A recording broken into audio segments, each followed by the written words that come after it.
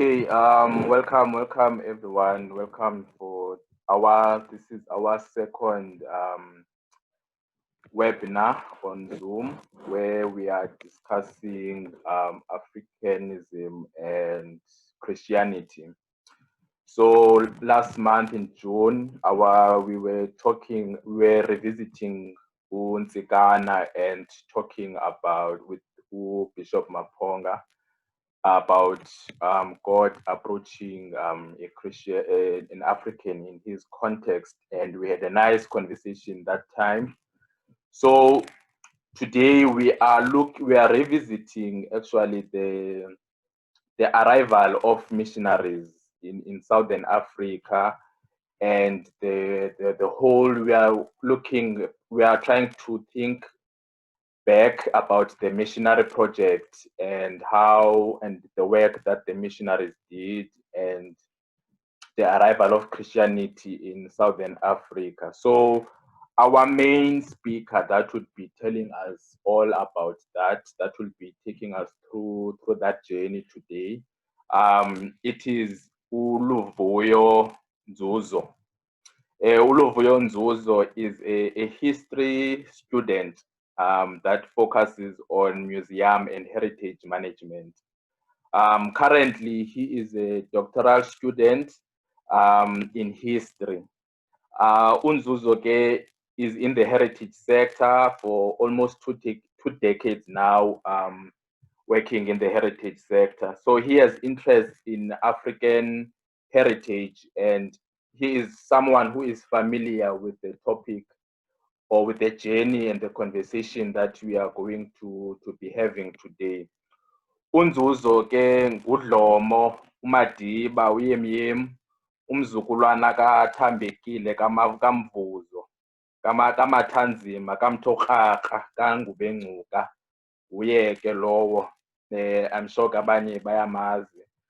And then our discussant or commentator who will be helping us to think more critically and provoking us to be critical about this conversation today is Dr. Motsamai Molefe. Dr. Motsamai Molefe is a senior researcher at the University of Fort in East London. So he will be the one who will be leading the commentary on our discussion today.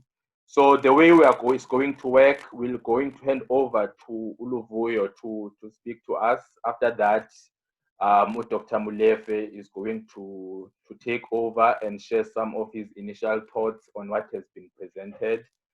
And then we'll take our first round of hands from all our viewers on Zoom.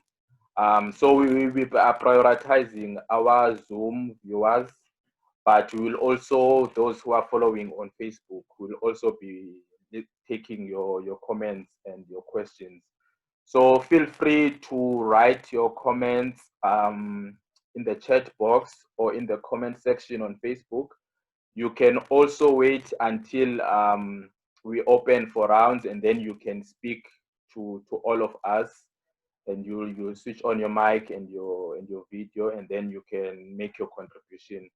So while one person is speaking, I will ask that everyone just make sure your mics are muted so that we have one audio coming through. So now I'll hand over to Luvuyo to take us through. But before I do that, I'd just like him to greet our audience, then see with Dr. Molefe to greet our audience, and then we go on, we carry on. So let's hear the greetings from Luvuyo.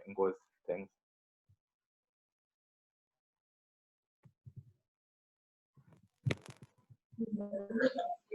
Good evening, Nopal.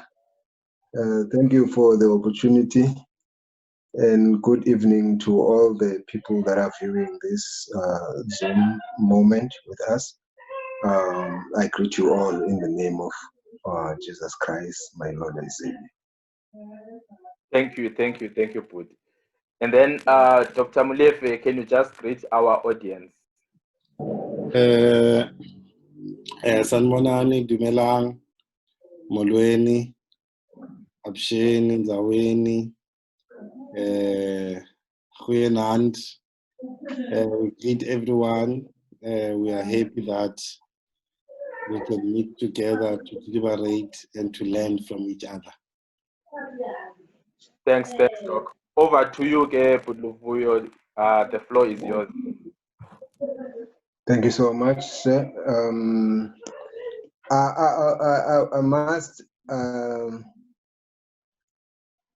I must appreciate the moment that I'm given. I respectfully accept the request.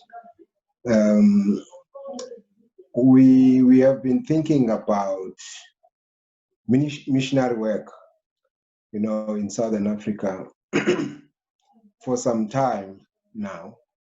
We've interacted with this topic at different angles at different times, and I also want to acknowledge that I have not yet written on the subject itself.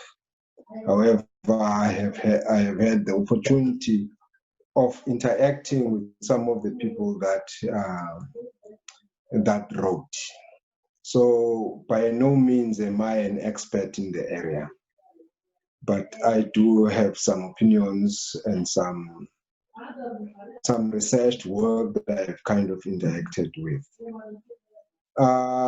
This comes at a time that is quite important. Maybe some of us will remember it, that you are in the bicentenary of the arrival of the British settlers in South Africa. They arrived in 1820 in South Africa. So only they've been here only for 2 centuries. And we are going to be reflecting on the amount of work that has happened since then, but also slightly before then. I usually think about this topic in relation to how we think of Africa in the Bible, that the Bible has Africa mentioned a number of times in it. Maybe some of the stories that are written in the Bible about Africa have subtle meanings for some, or no meaning at all for others.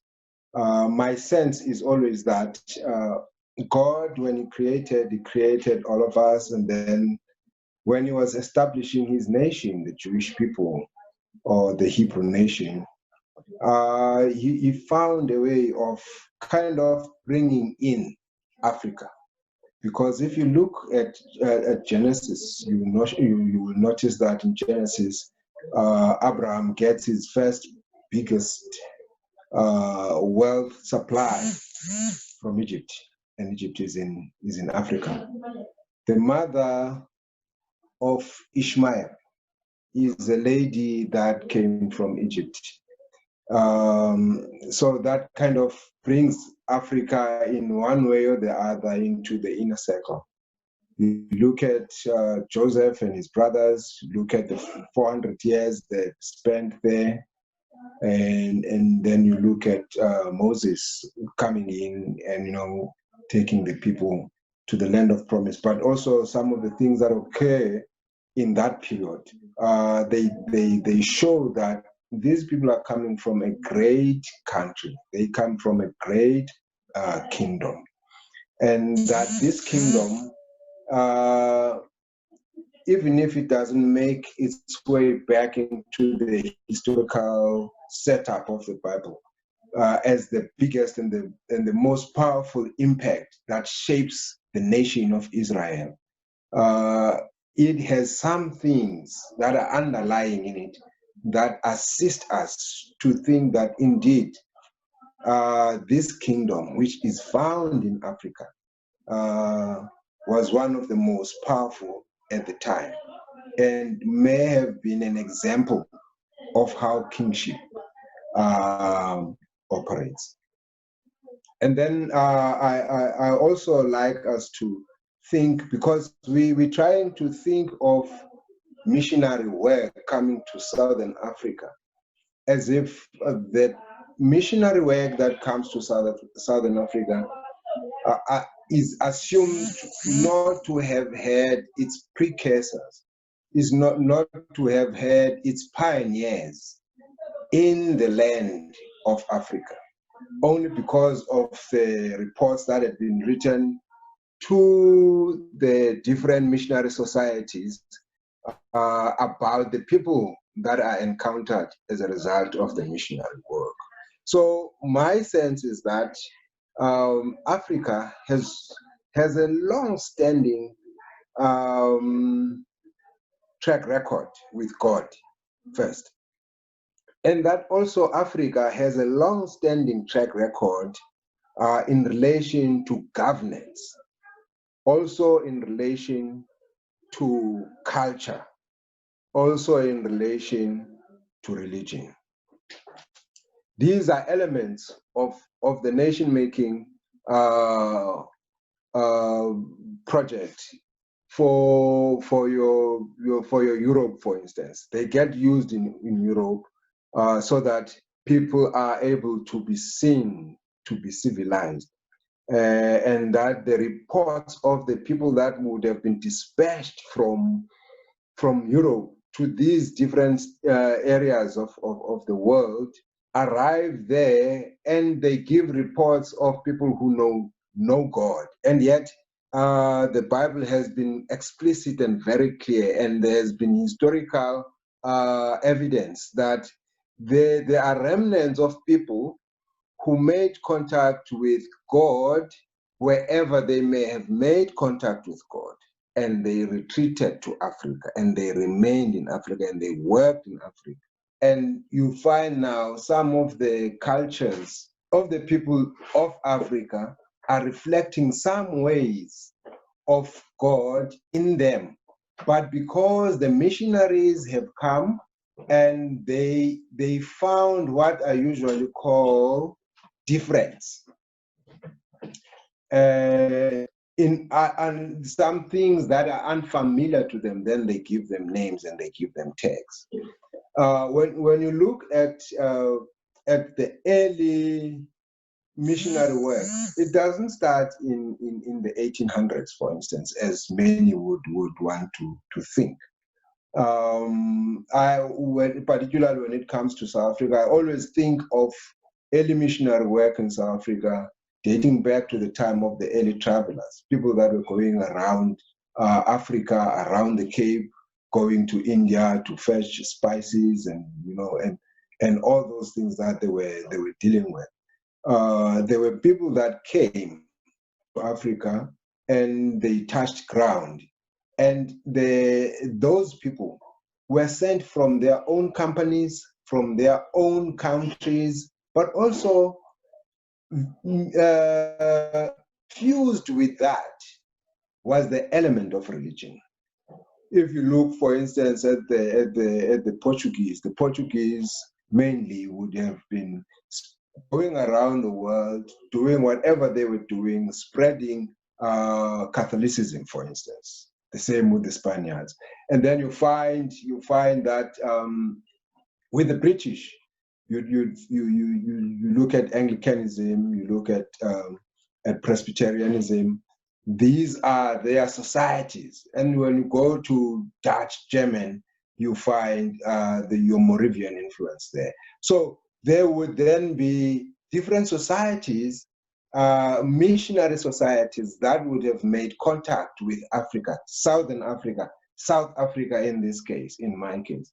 And I always say, when I interact with this document, with these documents, with this record, the archival record, that,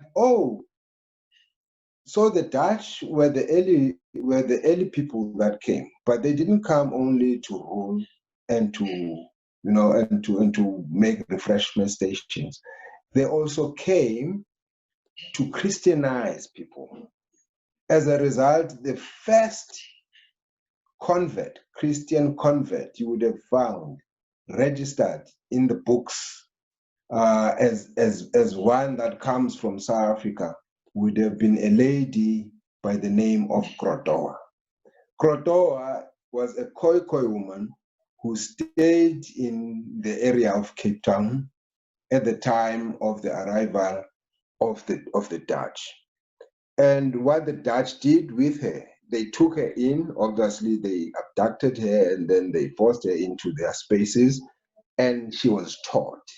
She was taught religion, obviously Bible, but also she was taught how to speak Dutch, how to speak.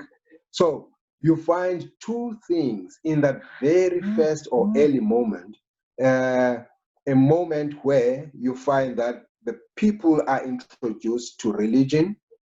The second one is that people are introduced to education. So the very first school that was established in Southern Africa by the Europeans would have been your school that was found among the Dutch settlers. And the first student of that particular school was Grotowa. And she was not only taught to know for the privilege of knowing or for the care of knowing, she was taught so that she can be activated at a later stage for service. So essentially, the missionary work that was happening at that particular time was closely connected to the civilizing mission. They first needed Grotowa to be the one that interacts with her own people because she had her own language proficiency, but also they needed her to have language proficiency with them so that she understands exactly what they are telling her, the orders that she's getting, so that she's able to service them in that specific way. So Grotowa then becomes the first convert, and she's also the first person to have been recorded as baptized. So she then became the first Christian you can think of in South Africa, and that was in Cape Town. And then obviously the Moravian society, missionary society, spoke to people like Van der Stel as they were coming to South Africa. To be specific, they were saying to him, as you go to South Africa, find us land. Find us land, meaning you must find the church land. As you go down to become a governor in the Cape, make sure that you allocate some land for the purposes of missionary work. And that happened. And you then notice that missionary work has always been intertwined or closely connected to land appropriation. It has been allocated, they've been allocated land. They've found ways of finding land. Whether they address the king of that particular nation or of the princes of that particular nation, they will make sure that they get land. But what you also see is with the British occupation in particular, after 1806, when they were occupying the Cape for the second time, you now find that indeed a number of other missionary schools are now introduced in South Africa. You find a spread, particularly on the eastern side of the Cape. You find missionary schools there, and then they also gave birth to a university, which is currently Fort Hare University. So these would have been the results of the works of people that were involved in missionary work. And when we think about the work of the missionaries, the impact thereof, it is also important to remember that it was so that people, that is now South Africans or Africans, must be ready to interact with their white counterparts, with their European counterparts. whether the attitude of their counterparts would be as cordial and friendly as they would like them to be. It's a different case. That would be a different case. But when you look at the overall work that has been done by missionaries, you'd find your French missionary society, your Dutch, your German, your English, even your American. You find though these societies are first and foremost, they want to get into contact with the influential individuals of the different areas. Secondly, they would then want to have someone who's going to be an interlocutor for them. So that someone who's going to be the example of what they are teaching and would then take them around, first as an interpreter, then second as a preacher themselves. First as an interpreter, because they do not trust that what the interlocutor would be able to do with their message as they would themselves. So there's a sense of them first doing the work, having the interlocutor interpreting first, then they teach the interlocutor so that they become almost a replacement of the missionary. But also, you'll notice that wherever you find missionary work taking place in South Africa or Southern Africa, there will always be education alongside it. And I always think about this in light of people being made ready for assimilation, being made ready for understanding and accepting colonial terms, and also infusing in their way of living a Western way of living, that which seeks to discard everybody else's form of religion and retaining the European Christian sense of religion. So you then find that in the early periods, particularly in the Eastern Cape, you would find people like Van de Kamp, Reverend Van de Kamp, who's been going around teaching and preaching about the Bible. He's the one that has been in touch with people like Nzikana Kakapa, Ungiba, Ukankolo. And he also made contact with Makhanda Kanxele, Makhanda Kanxele of the Ndlambe people. And it is interesting that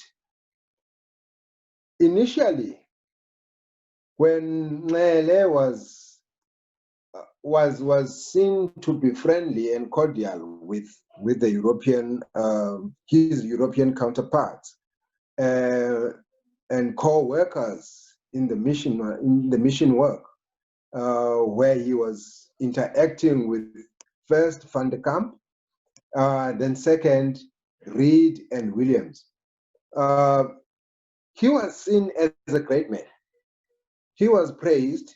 He was understood that he is a man, is an astute man who would do things according to the word of God. And then when he made a turnabout, after realizing that in fact he is not viewed as an equal by his counterparts, and that he was advocating for a different set of things, that of including some of the cultural elements of being a Ndlambe person, while also embracing Christianity. Then he was distanced. But the person who is now kept at a higher pedestal is your person, is your Nzikana. Nzikana, who up to the end of his time actually remained on that same path without calling for the reoccupation of the lands of his people that were lost. And he died somewhere in 1815, 1816, somewhere there. But for Makhanda, 1815, 1816 becomes the turning point, where he starts to see that, look, we have lost land as a result of white invasion. Yes, these are soldiers, but I'm working with priests here. But even these priests are not seeing me as their equal, but also seeing the work that is done by the missionaries as one that indeed gets the rest of the people ready for colonization and occupation of their lands without any questions. And then he started to question that, and then he was seen in a different light. And I must also mention that there is this sense that there are some people who are the first nation, others are a nation coming after that. When it comes to Makhanda Kancele, Makhanda Kancele was a son of a Mtwa woman. So it means that there was intermarriage in his family. While he was in Ndlambe, but his mother was from Abatwa people. And there were no qualms in the valley where he was born. Makhanda was born around Utenake, but his people before his birth were pushed by colonial people from close to Naisna to beyond the Sundays River, and they lost all that land at that particular time. By the time he meets Van der Kamp, his people had lost land, and by the time Makana is taken to Robben Island, he had now fully understood the mixture of the kind of work that is being done by the missionaries in collaboration with the civilizing mission of coloniality. So then Makhanda decides that, well, in the battle of 1818, he's going to join forces with his people and against white domination of their land. And this was Idabi Lamalinde, Phansi Kwentaba Kandoda. They lost a number of cattle, and they lost land as well. So while he was pushing the Christian religion, preaching it, he was also bemoaning the loss of land, the loss of livelihood, the issue of being overcome by people with powerful weapons than they have, being pushed in a narrow strip so that they live in the narrow strip, and the fat land closer to the coast is then left to the white colonists. So then this becomes a very difficult moment for him. He stands against it, and then he's charged, he's tried and then sentenced to Robben Island, and he dies on Robben Island. And interestingly, while he was on Robben Island, he encountered other people that were coming from the Batwa clans, who were also imprisoned on Robben Island, and they cook a plan to go and to leave Robben Island and escape. And that was a joint effort done by Makhanda and those people. And then Makhanda, he died, and the other guys, they made it to the mainland. But this kind of dispels the notion that you got your first nation, then you got your other nations, because in terms of how they were working together because they had something common that they were losing. They were losing land. They were also losing livelihood in the process. Now, when you come to the mid-1800s, going towards the late 1800s, you will find that there are more schools that are mushrooming in the Eastern Cape in particular, and elsewhere in the country. And the focus here was that the schools must teach the young ones how to be an Englishman, but also to teach the young ones how to behave in the presence of the white God. Now, for them, they were to understand God according to the dictates of the culture of the white people. This is what makes their God a white God, because it is according to the senses and the standards of the white man who stands in front of them to teach. This was done at the time when Maqoma, Xhoxho, Siolo, and his other brothers seasoned on Robben Island, and their sons, the sons of the chiefs, while they were serving their sentences on Robben Island, were taken to Zonneblom in Cape Town, an area that is close to the area called Woodstock today in Cape Town. They were taught there, and they were given, the missionary work. They were taught how to become Englishmen, but also how to behave in front of a white God. And the interaction there was such that they are the ones that are known to be the next in line in terms of traditional leadership. By the time they get to traditional leadership, when their fathers would have died, it must not be difficult to convince them to accept the civilizing mission, so that it's easier. They know the ways of the white, they know how the white think, but also they fear the power of the weapons of the white people. So this was an infusion of a number of things, just at school, but also in church.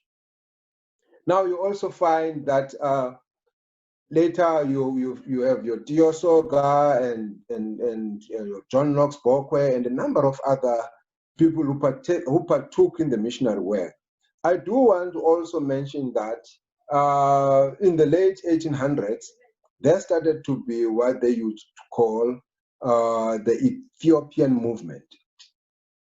The Ethiopian movement was a movement of Black African leaders preaching the gospel, but saying that the gospel must be in our own terms as Africans.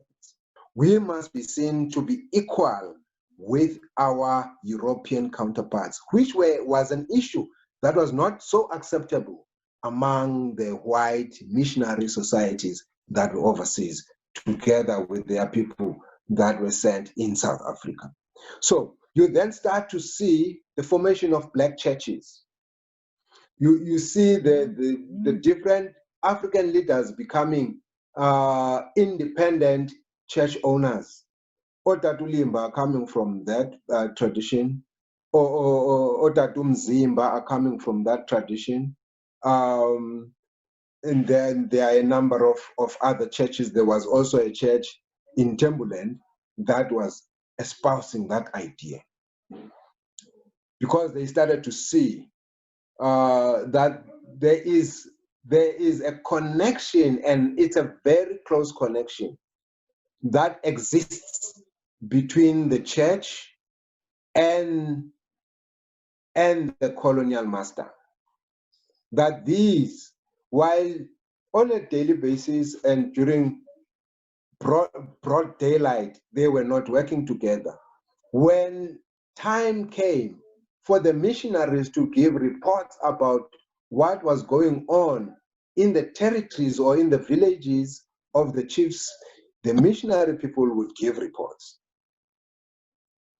Meaning when they give reports to the colonial officers, they were also activating an avenue for the march of the soldiers to penetrate the spaces they find themselves in. So the innocence of missionary work then gets questioned when it comes to such things. Even though missionary work is seen to be one that really gives us the advantage and the privilege of being educated, knowing the Queen's language and all of those things, at the same time, it was also introducing in a very minute way forms of culture, forms of religious understandings that were framed within whiteness, and therefore can not be seen to have been completely empathetic to the African problem, to the African way of thinking about the Creator God. As a result, whatever that the African would be doing, to this day, there are people, for instance, even during this time of COVID, that are reluctant to use umhlonyane, a herb, a natural herb that was created by God, or even insang as a form of medication. No one wants to touch that. Why? Because it has been vilified. It has been bedeviled. It has been seen to be this thing that connects us to a darker world, but not to the God of the white person. So this then becomes very important, that when we think as Christians today, we need to look at what was Africa thinking. What would Africa think when it comes to God at the time of the arrival of the missionaries?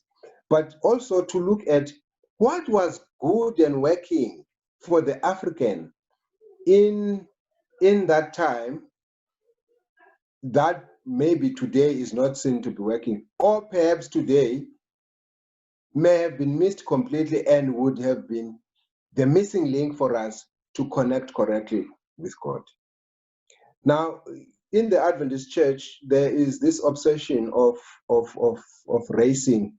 Was it David Gallagher who was the first Adventist minister, or was it Richard Moko? I think that question is a question that does not assist us in thinking about what is the stake of the African in Adventism, for instance, because both of them were Africans, and their graves are here in Africa. They are not going to be in Battle Creek, for instance.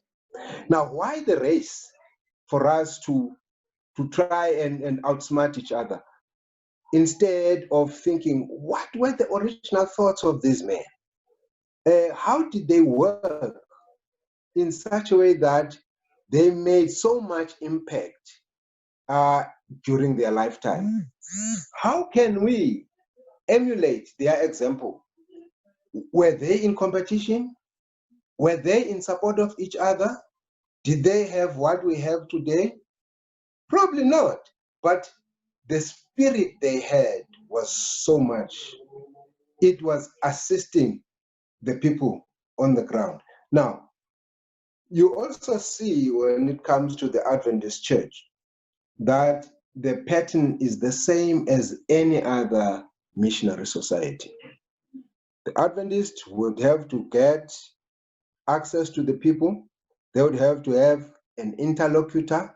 They would have to have access to land. And what they do with the land, they make a farm, they open a school, they operate a church. Very similar.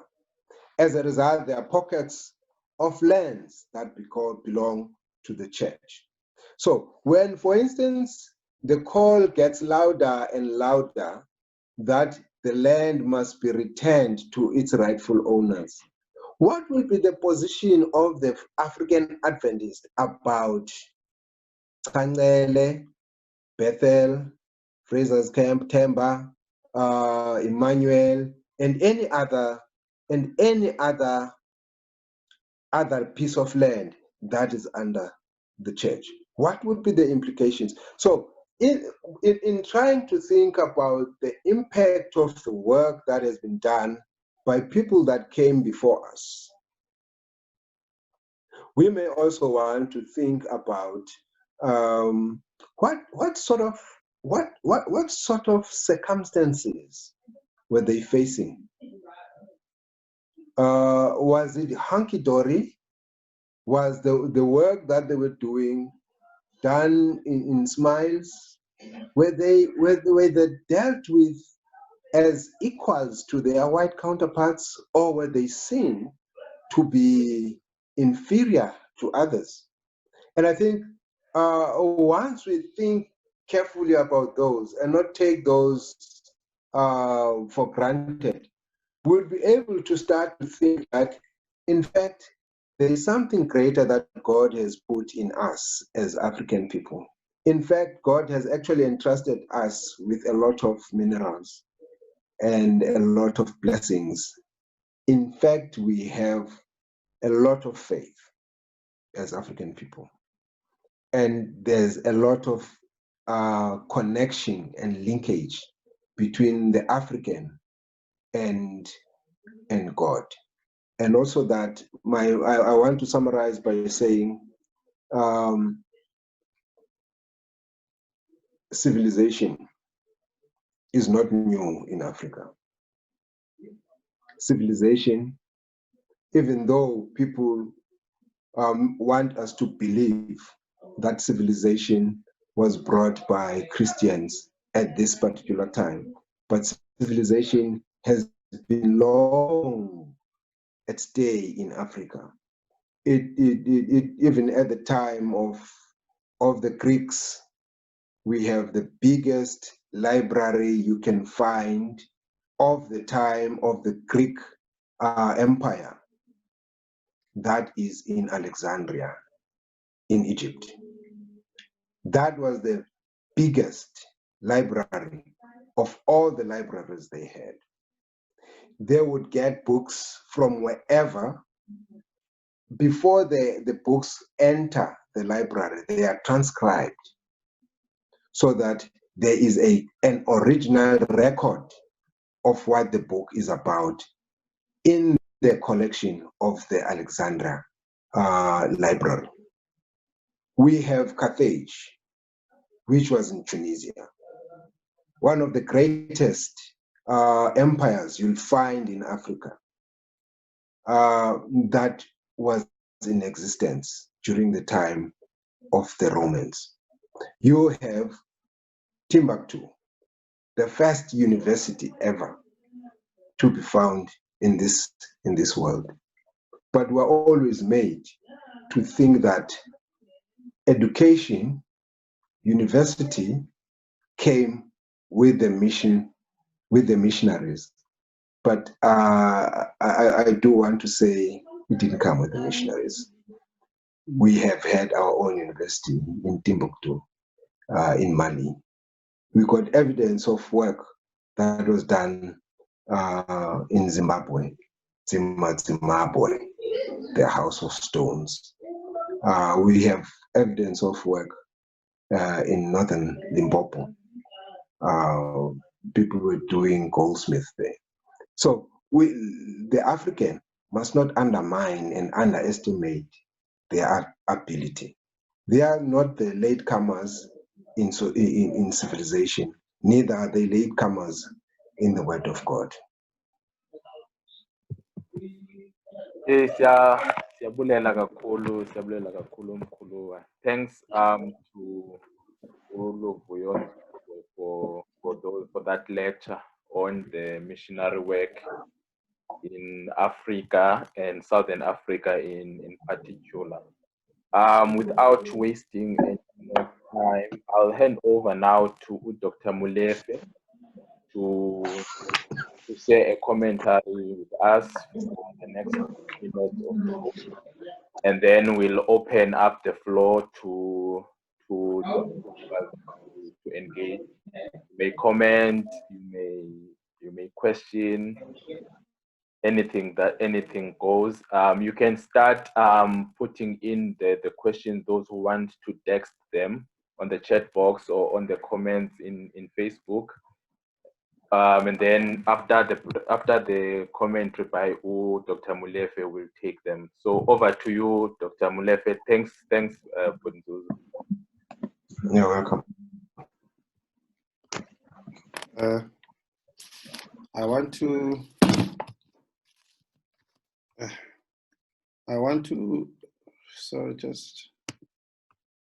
to begin by appreciating the contribution by my elder, Elder Ndzuzo. We always encourage the work of history in our midst. Thanks a lot for that contribution, my dear brother.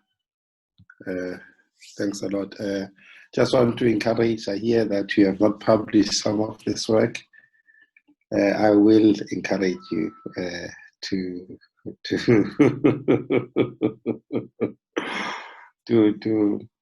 start thinking about publishing.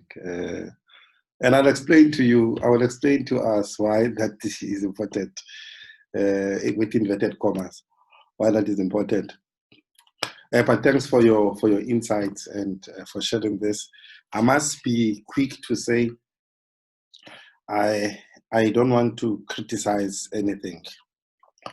I don't believe in that art of criticizing. I just want us to deliberate on some. One of the things that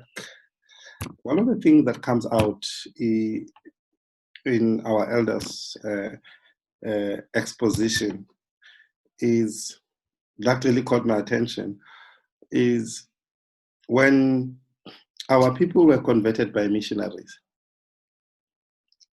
One of the consistent features of their experience was that they struggled to gain the status of equality. It seems to have been a serious struggle,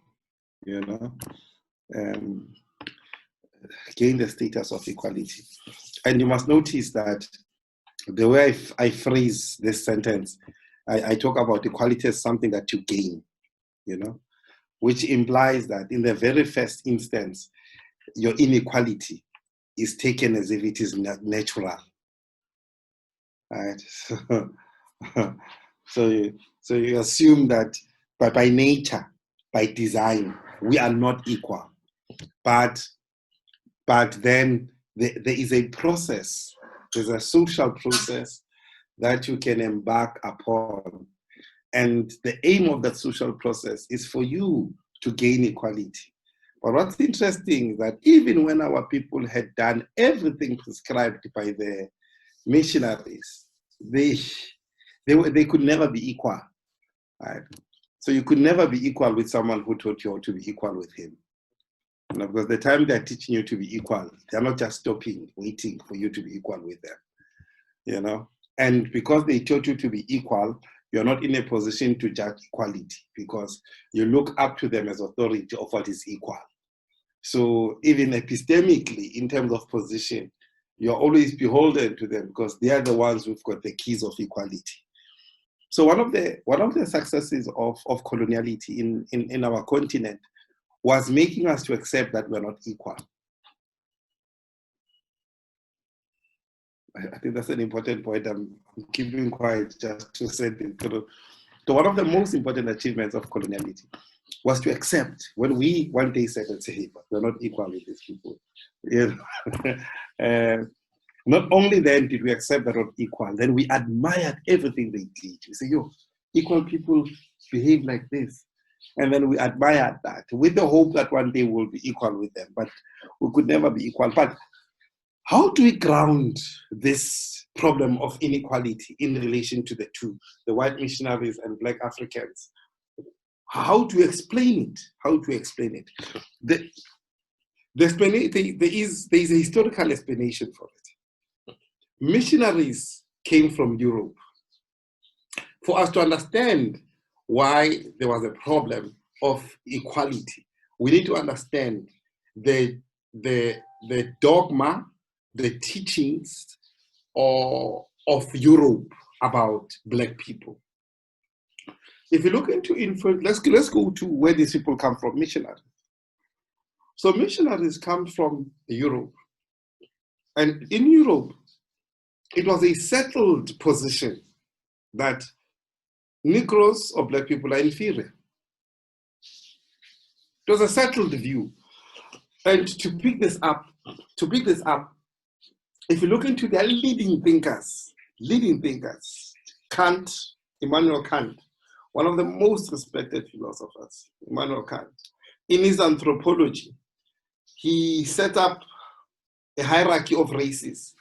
At the top of the race is a Caucasian. At the bottom of the hierarchy is Black people. This is an influential thinker in Germany, Kant. So in his hierarchy of thinking about human beings, the Negro, Black people are right at the bottom of the scale. If you go to David Hume, another influential thinker in the Western tradition of thought, in the Enlightenment, same view that these people are inferior as a people, not this individual and that individual, as a people. When you meet this individual, she's just an instantiation of the general inequality of a people.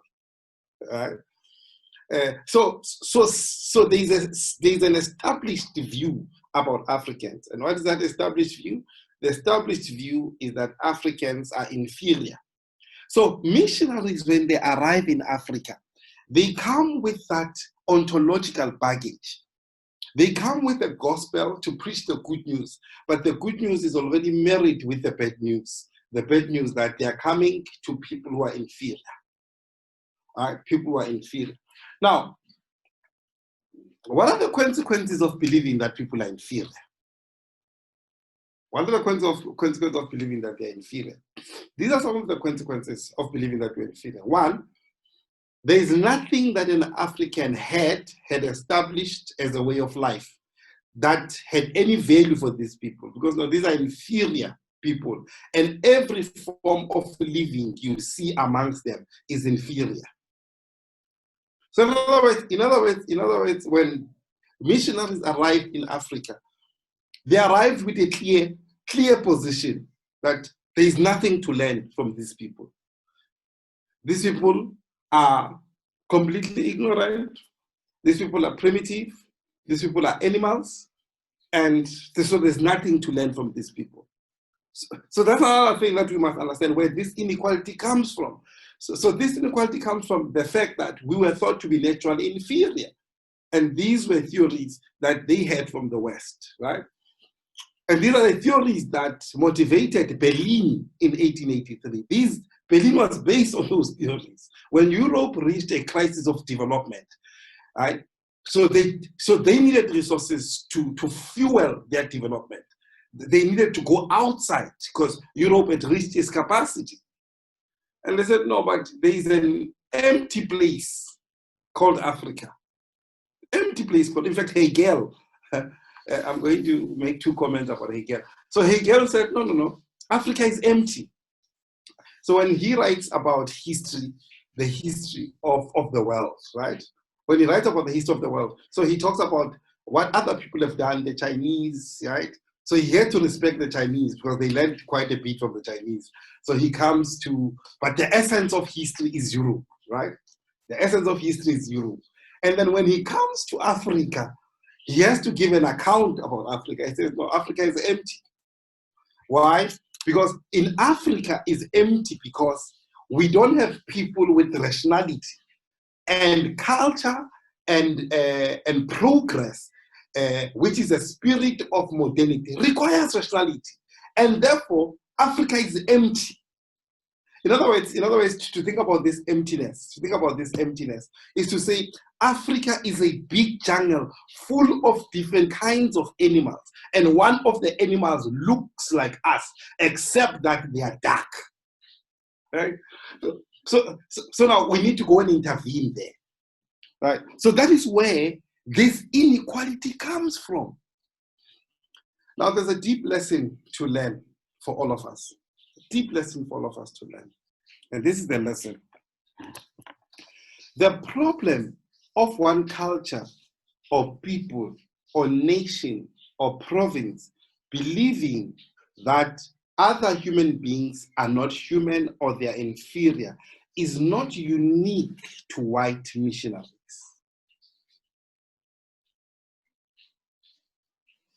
As Africans, we need to be alive to that fact that white supremacy and white racism has created a whole mess for all of us. Whole mess for all of us by teaching us to believe that other people are inferior. But we have evidence that already in Africa, the transatlantic slavery had internal dynamics in play because our brothers in West Africa already practiced some kind of slavery. So the belief that other people were inferior was already there.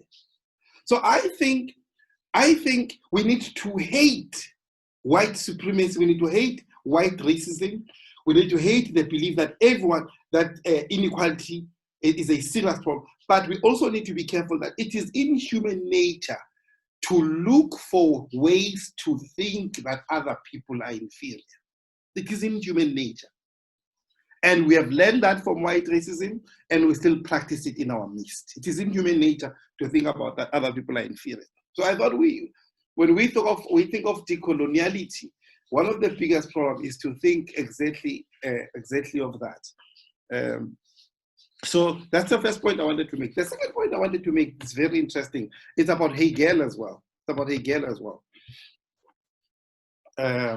Hegel thinks that the only place where there is history, because history requires spirit or rationality, is Europe. And for him, history is teleological. In other words, it's goal-oriented. You move from the lowest form of life to the highest form of light, highest form of human existence. And Europe, as he was in it, was at the highest point, where it functioned on the basis of rationality. Not speculation, not superstition, but rationality. That's Europe for him. And this is a very important point that we need to know. What is very profound about this view is the idea that the only place in the world that had history was Europe. Only place in the world that had history was Europe. All other places did not have history. That is why when missionaries come into Africa, they're not just coming to give us the gospel, they're also coming to include us into history. They're coming to include us into history. In other words, we're going to start to look at life from a historical position of Europe. In other words, we're included in the story of Europe. Right? So part of what is crucial about decoloniality is the fight to construct our own history. Let me give an example of this in Christian theology and Christian culture. I've heard people claiming, very excited, that I'm a Protestant. But what? And I first begin by saying, you know that one, Christ was not a Protestant. Let's clarify that. Christ was not a Protestant. Secondly, Paul was not a Protestant, right? Protestantism is a feature of the 15th century, when Martin Luther revolted in the Catholic Church against that church, and then the Reformation began. But it happens in Europe. It's a historical phenomenon of Europe. I am in Africa. I am not affected by Protestantism. Right? But when you think of yourself as part of the Western historiography, it is easy to think, hey, I'm a Protestant. You have nothing to do with that. You have never risen against Catholicism. You have never risen against Catholicism. But because the missionary outlook of the world was European, Even when they arrived in Africa, they made us inherit things that have got nothing to do with us, like the status of being a Protestant. No African, properly speaking, was supposed to think of themselves as Protestants, because we have never had to protest against Catholicism, right? We've never had to protest against Catholicism. Those who gave us Christianity had engaged Catholicism, but it has nothing to do with us in Africa. But when you think that there's only one way for history to be, you're going to force us into histories and historiographies that we don't fit into. Why that is important? It's important because you are an animal, you are not a maker of history, and therefore let's include you in our history. So I thought that's another thing we need to think about, that history making then becomes one of the attributes of coloniality, right? Where we are included in their history. We start telling our story from the historical trajectory of the West, because there's no other way to tell the story, right? So that's another aspect. So that is why it is even difficult today for our white brothers to respect us, because even when we claim to be Christians, our interpretation of our Christianity is within their Western historiography. Christ has not been located in Africa for the sake of Africa. Christ is always read within the historiography. If you study church history today, you're studying nothing but how Christianity developed from the West. There are other trajectories that emerged that didn't take the Western provincial approach. But the Western hegemony has made sure that it paints a picture that we come through the Western channel. But let me make a crucial point related to that. Here's a crucial point. One of the greatest abuses to how we think about God today in Africa is that God operates only within particular histories and not within other histories. In other words, episodes of God when he deals with the Israelites are made as if they exhaust God's dealing with other nations. It's a very important point that I think we need to appreciate. In other words, precisely because the Bible is written in the context of the Jews, it is then assumed that God was absent in Africa. God was dormant in Africa. God had abandoned Africa. In other words, God is subjected to a death through how we write history of God. So if the Bible is a history of God, it's one history of God. As there are many nations, God has been involved equally in them. And that's another thing. And this problem manifests in the Western historiography, because we have come to understand Christ through Western historiography. We immediately assumed that Christ was not operational in African societies before the arrival of Western missionaries. In that way, God then is brought through only through the wheelbarrow of Western historiography. So those are some of the challenges that the limitations of the missionaries brought to us. You know, they brought to us all of these assumptions from the West that have got nothing to do with us, and because of that, let me deal with another point. Because we are inferior as Africans, because we're inferior, that is why it was an important component of the missionaries to civilize us, because we're inferior. So civilization was an essential part of it. In other words, and this is where the idea "come as you are" didn't apply to Western missionaries. In other words, the way the African was, however he was not adequate. He needed to be prepped up so that he could be suitable for the gospel. In other words, a situation was created where the very idea of being African was incompatible with the gospel of Christ. So before you can even accept the gospel, you have to accept the project of civility. Accept the project of civility. And that's where the major problem, when we debate about ties, when we debate about suits, when we debate about hair, when we debate about clothes, when we are debating We're debating a culture that says you're not adequate as an African the way you are. You need to be prepared for the gospel. You need to be prepared for the gospel. We're not adequate. We're not adequate. That is why, for the most part, we have struggled to say to an African, the way you are adequate. So for me, the highest point, when I talk about coloniality, when I talk about coloniality, is when the highest point, decoloniality, the highest point of decoloniality is when an African accepts the way you are, that's how you must come to Christ. The way you are, that's how you must come to Christ. You don't need to change anything about yourself. Come to Christ the way you are. And if Christ is powerful, then Christ will change you. Not European culture, not European supervision, not European tutelage, but Christ himself will change you. And there are certain things that we don't have to change about ourselves. We don't have to change about ourselves. But we were forced, to change even things we were not supposed to change. How we get married, there was nothing wrong with how we got married. We didn't have to change that. Nothing wrong with that. How we sing, there's nothing wrong with how we sing. We're just supposed to come and sing for Christ. Our dance, there's nothing wrong with our dance. I love it. It's beautiful. We're just supposed to come and dance for Christ. Right? We didn't need rings. We didn't need rings. We didn't need everything that they brought to us. But because of that, we thought we don't need all of those things. We don't need all of those things. So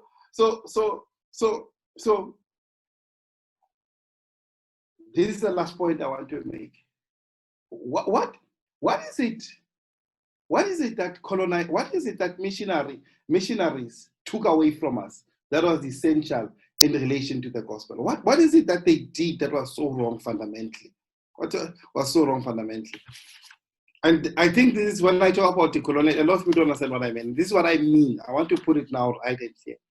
The most important thing that colonizers took from us was understanding that all cultures are a product of human choice. All cultures are a product of human choice in context. All cultures are a product of human choice in context. How Europe turned out at the end, it was because of the aggregation of the choices they were making as they were relating with their environment. When they got here in 1652, what they found here were the choices that African people were making about their environment. All of us were making choices about our world. And those choices is what we mean when we talk about history. History is nothing, right? It's events that emerge as a result of people making choices. There's nothing else to history, right? So Africans have been making choices about how to relate with their world. Did Africans need an economy? No, they didn't need the economy. Did they need the market? No, they didn't need the market, right? The world has existed without markets for a long time. We didn't need all of those things, right? But because in Europe, the European thought what he had must be had by everyone, then they impose those things on us. But I just want to finish this thought, then I'll open up. So the question about choice is that things that were optional in relation to what the Europeans came with were treated as if they were necessary and part of the Christian gospel. Things that were optional, how to dress, how to see, all of those things are optional. All of those things you can exercise discretion or choice. They were treated as if those are matters of fact. There is no two ways about it. That's what they took away from us. The ability to make a choice about how we want to be in the world. So when we talk about decolonization, we're not talking about going back to like 1840. No. We're talking back to doing one simple thing. Give us a space to make a choice over things that we can make choice about. How to dress, how to eat, how to relate to our hair, what is beauty? Those kinds of questions. That is what we mean when we talk about decoloniality, right? We're making those kinds of choices. Can I also make one last point? I'm sorry, I forgot this point. The elder here touched on the question of,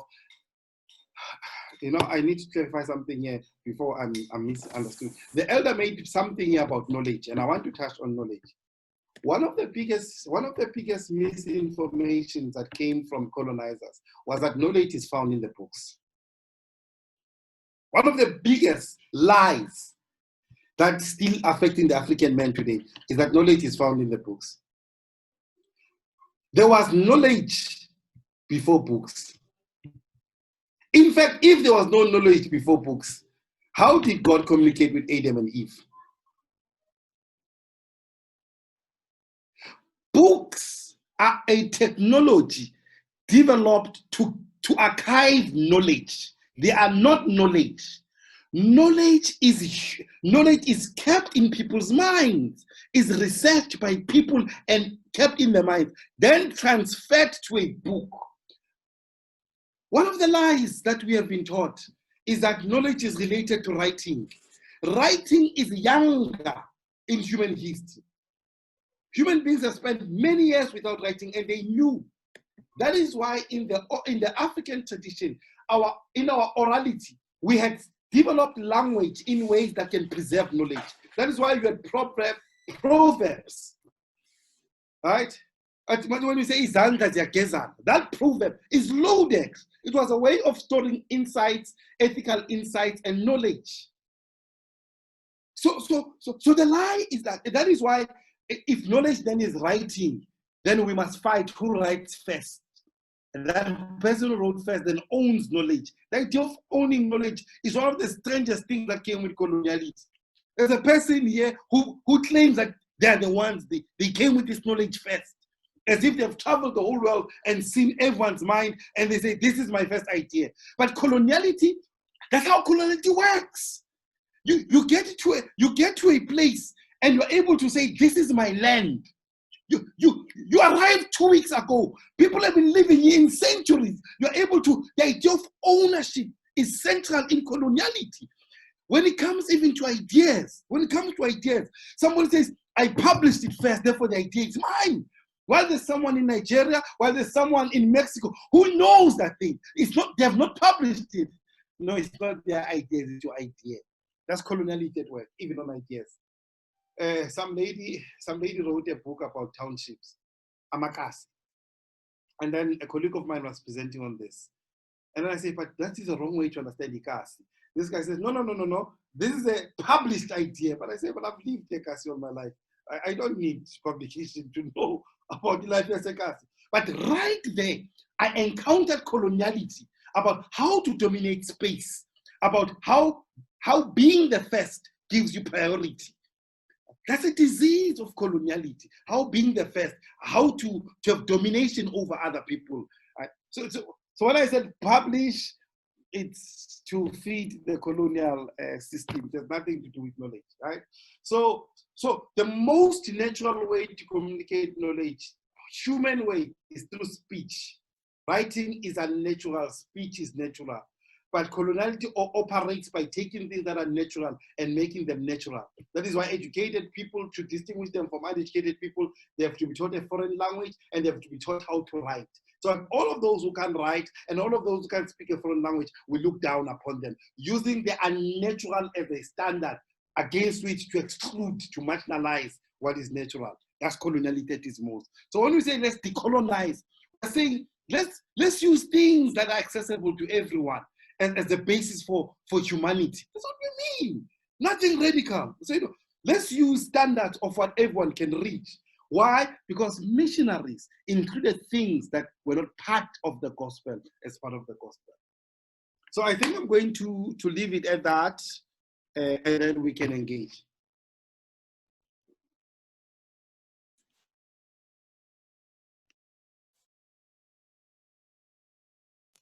Oh, thanks a lot, Doc, for that engagement and forcing us to think about these things and to open our minds. Now, I'd just like to take some questions or reactions from our viewers. We have like 30 minutes to do that.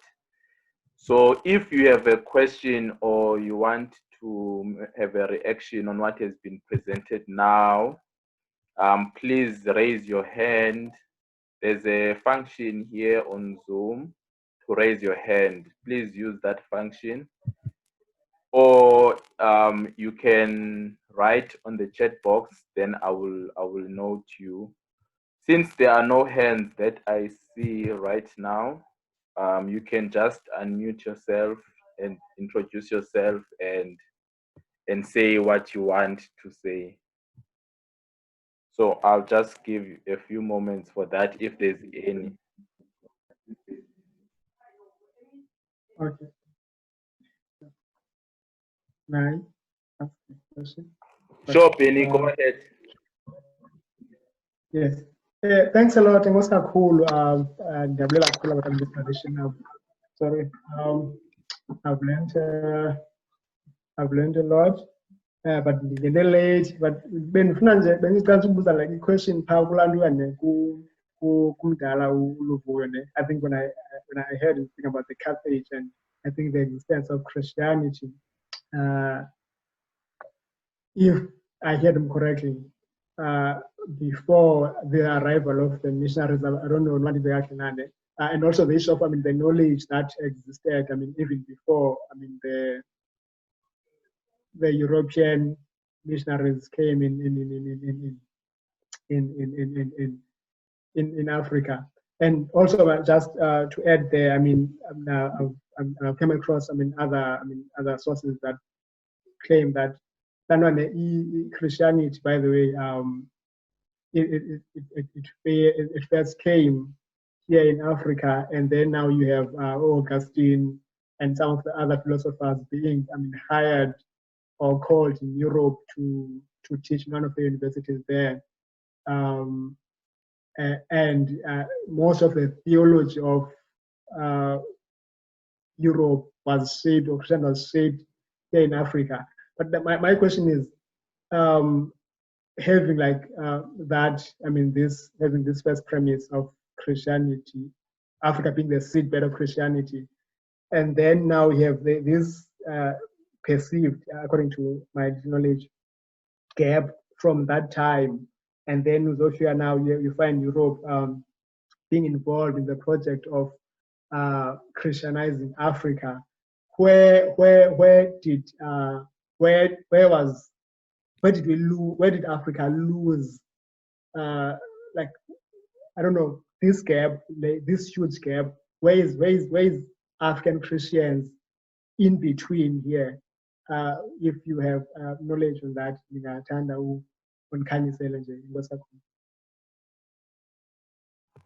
Okay, thanks, Benny. We've captured that question. Let's take another question. Is there anyone else? Just unmute your mic and go ahead.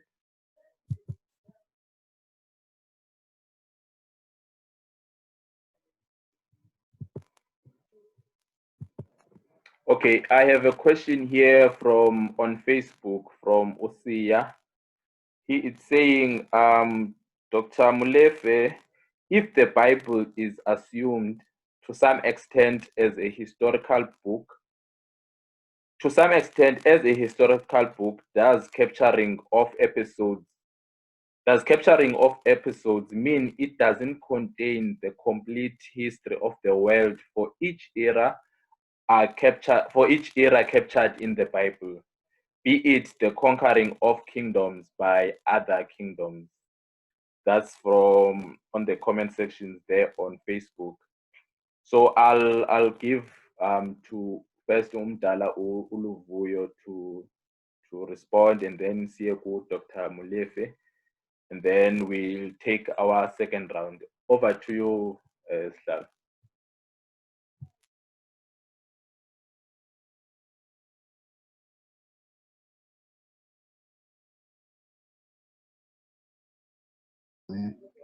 Enkosi kakhulu coordinator, Nkosi Nopal.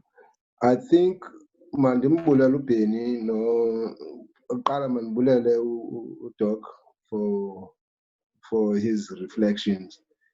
They really fine tune, how we get to think about certain things, particularly this issue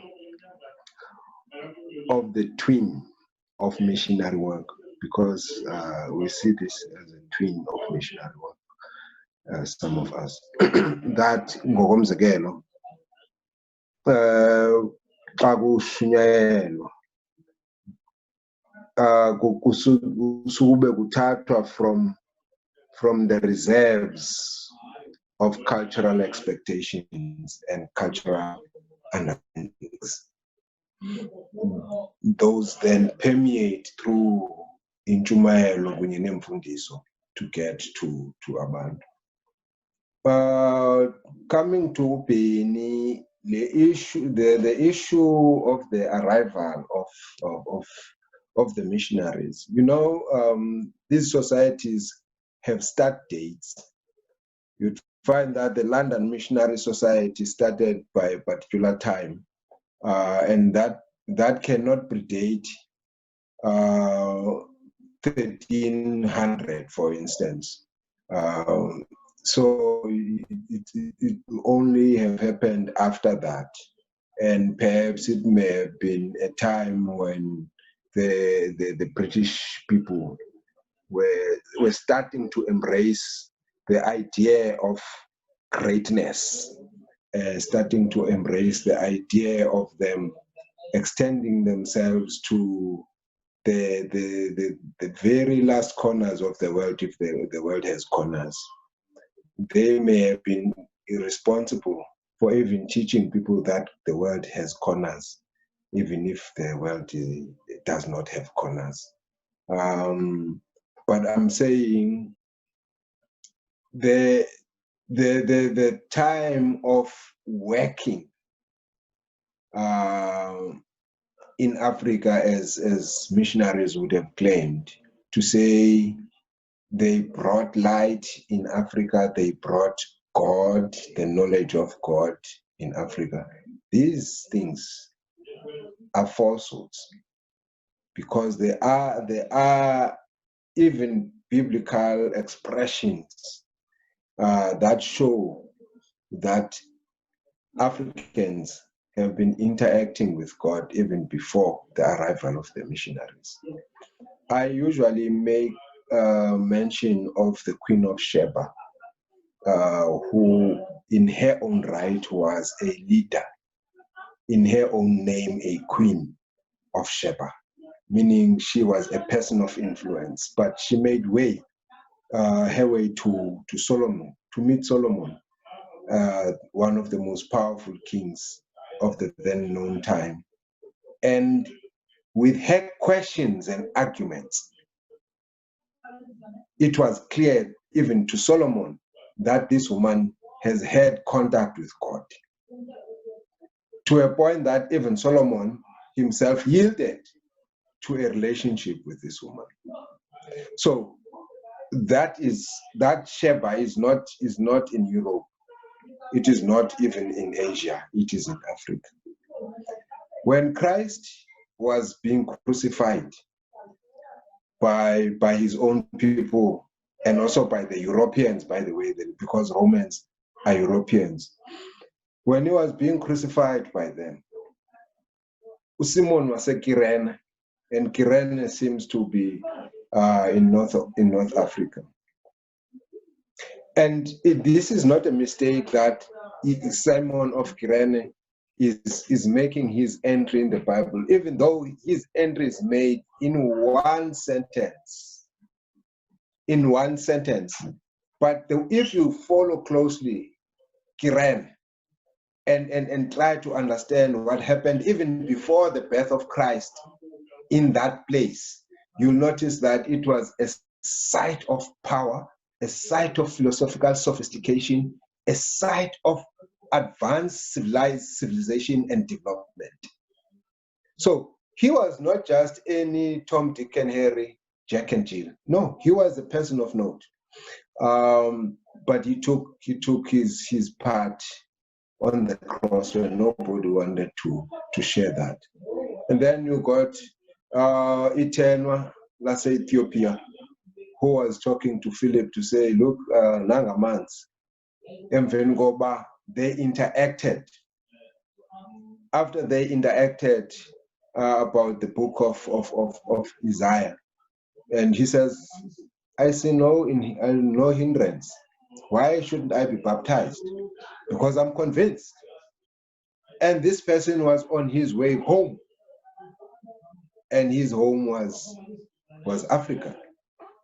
And you got some researched work that tells you that there were people that were in touch with God who retreated to Africa over time, and they spent their time here in Africa. I mean, even in the Venda area, there are a group of people that lay claim to a lineage of Solomon. So this thing that God was brought to us by missionaries, I really don't believe it. I'm sorry. I may have believed it for a very long time, but I no longer believe that God resided in Europe. Because while Europe was still an area of barbarism, while they were still busy killing each other there, Africans were sitting still. They were reading, they were writing, they were teaching. They believed in God. In fact, I do want to believe that for the most part, Africans were much more advanced in civilization terms than even the Anglo-Saxon started to think of beheading their king in the 1300s. Already by then, Africans knew that they should study. They should extend their knowledge base by exchanging with others. And therefore, the concept of God for them is not a new thing. And for that matter, when he talks about Great Britain, he mentions that Britain is a snake with 5 heads. One head has the priest, another head has a soldier, another head has a teacher, another head has a trader, another head has a British official, which is a magistrate. And when you look at all those heads, they are heads that were used to infiltrate the African mind, the African brain, in making them to believe that Europe is greater than any other world, or than any other part of the world. So this is quite important to notice that we have been misled. On the main, what we lose is a sense of identity.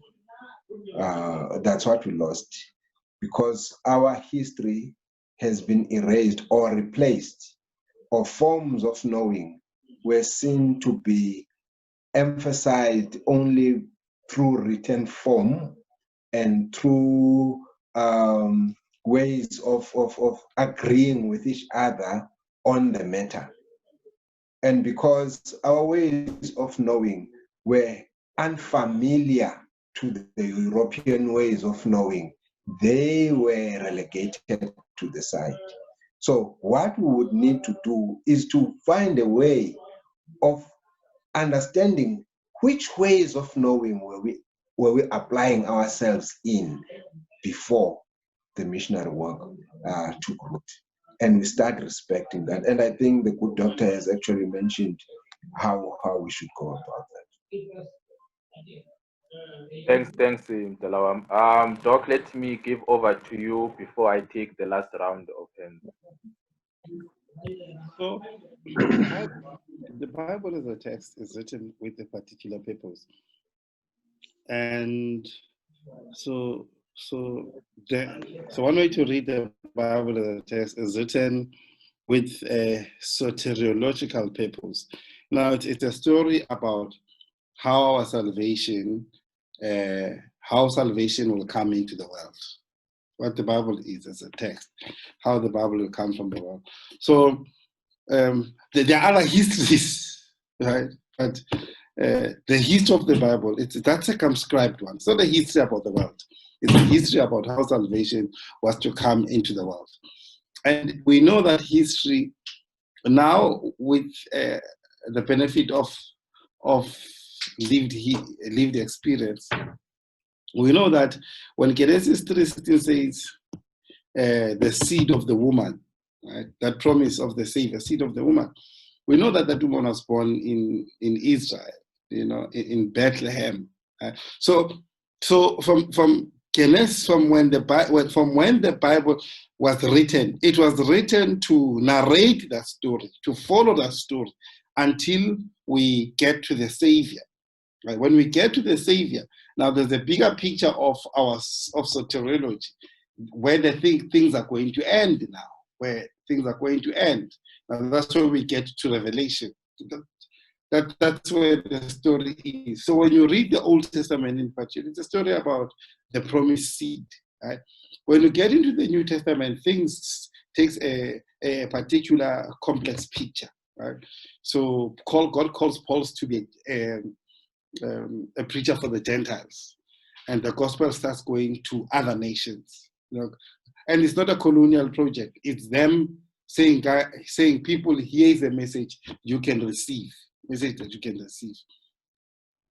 And one of these is how the gospel gets out and then goes to Europe. But the Bible itself as a text is a Mediterranean book written in the Mediterranean space, and that tells a story about God dealing with these people in that particular story, right?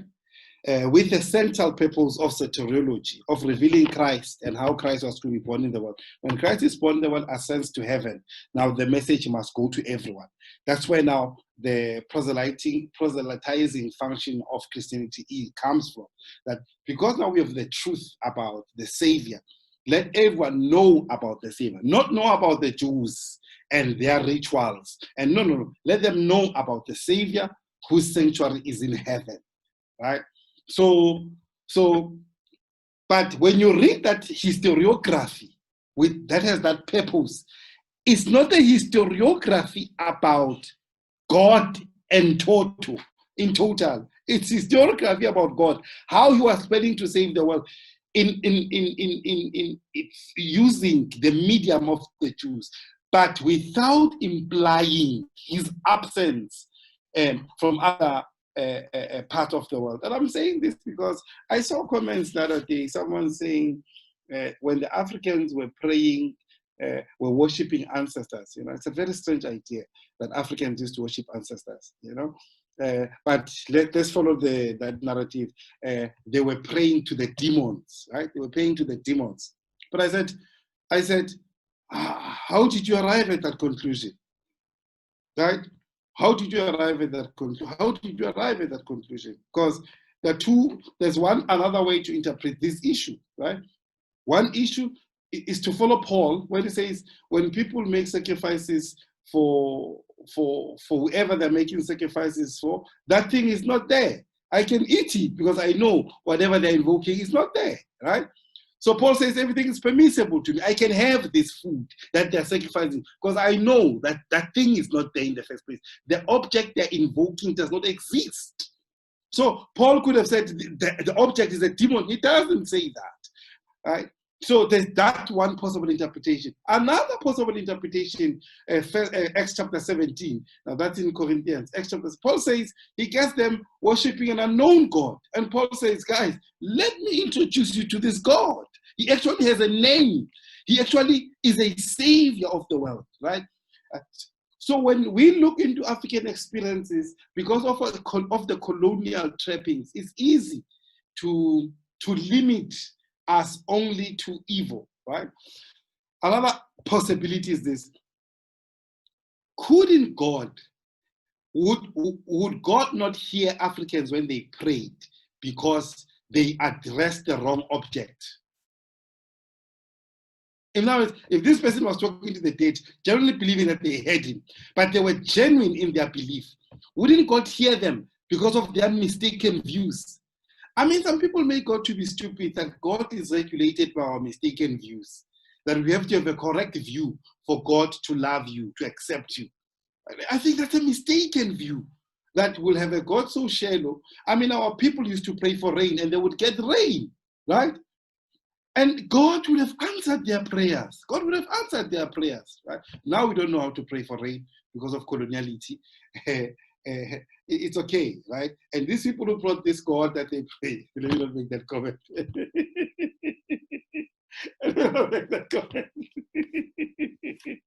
But so the episode issue is that God is bigger than the role he is playing in the Bible. And that point is so obvious because God is omnipresent, right? But when you make other geographies omnipresent, then you treat other places as if there are no places at all.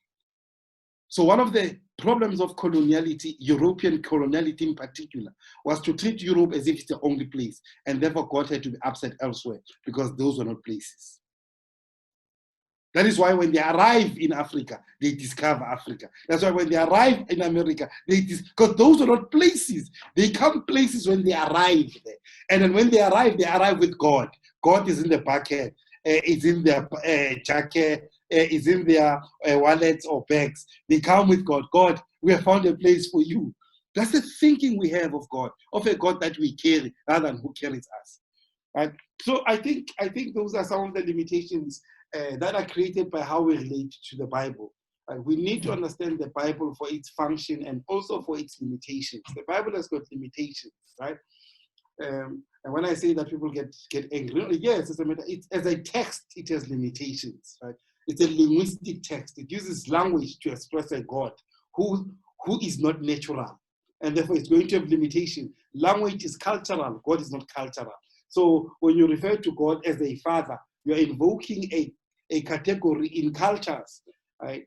And that could even be a back description of God, but we'll deal with that when we get to heaven. God, how do we refer to you? We thought of you as a father. What's your real way to refer to you? Yeah. So I think, but what is liberating for me is,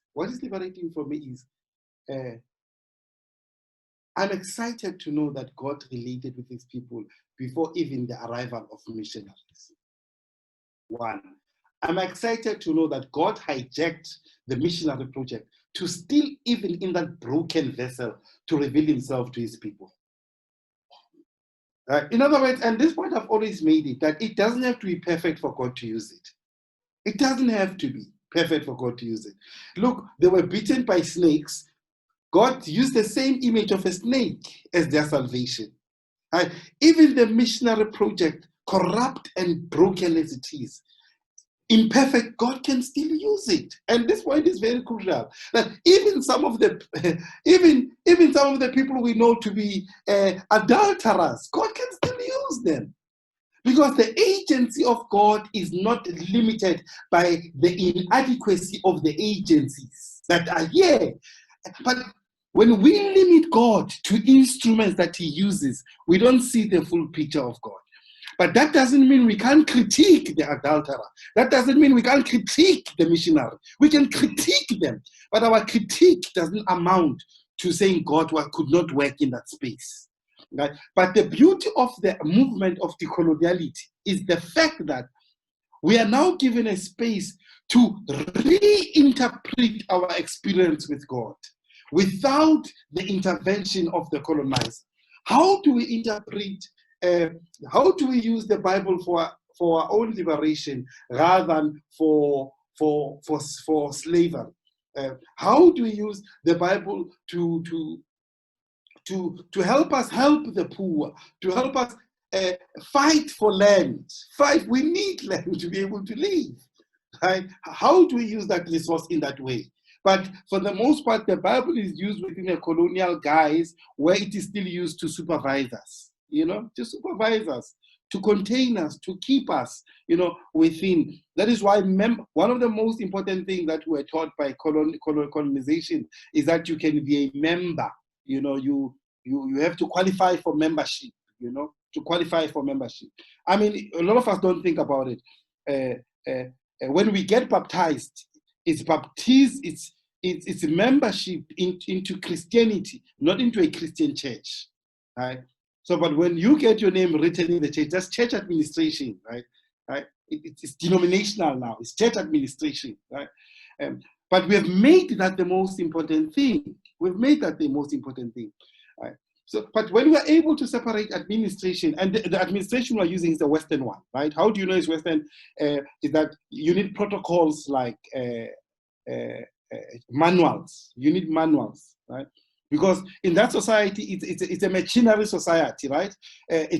Because of industrial revolution, it's a machinery society, and every machine and every factory has got manuals. So a church as a factory has manuals as well. It's pure coloniality, right? Where you where you treat a human life like a machine. And also you can see also how Weber thought of organization. Weber, a Western sociological thinker. It's that idea of manuals come with the rationality of bureaucracy, right? And bureaucracy. But we take it as part of the Christian package. It's not part of the Christian package. It's not part of the. It's the culture of Europe that universalizes itself. Do we need a manual? We don't need it. How do we know we don't need a manual? Precisely because the apostles didn't have a manual. Why? Because and this is where, look, I'm not saying the manual is wrong. I'm saying we don't need it. It's a cultural option for managing organization. It's an option. It's colonial to think it's a necessity. Okay, thanks. I'm sorry, I want to apologize. No, that's fine, Doc. That's fine. Thank you so much. Thank you, my elder, as well. Now we are on our last round of comments. So please make sure if you have something to say, just make sure you say it on this round. We have Uata. So I'll give Uata to say something. He can't raise his hand, but I saw that. So before Uata, you go in. There's a private message that I got that says, "Can Ndzuzo, I think that's Umfundisi, elaborate on his comment there, where he's saying, I think he was reacting to what Doc was saying, where he is saying demonizing and therefore concretizing what doesn't even exist." So, for you to just elaborate on that comment. Another comment we have here is, since the idea of the colonial masters was to first make us suitable for their God by first educating us, how do we decolonize ourselves? This is, of course, the question that I think most of us who are part of this conversation are thinking to ourselves. But I think in the closing remarks and then in the responses of our speakers, they will come back maybe to that. So let me give over to Arthur Ngoku. Thank you. Hi, thank you. Can you hear me? So I can't even see myself. Yes, we can hear you. Oh, okay. I'm thinking I would maybe it would have been better if the private comments asked for were made. Shambi, it would help to answer, some of the questions I have.